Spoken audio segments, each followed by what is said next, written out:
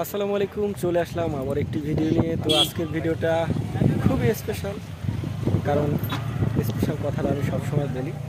Shooting shooting আসলে behind the shoot হচ্ছে, যেটাকে আমরা বিটিএস বলি।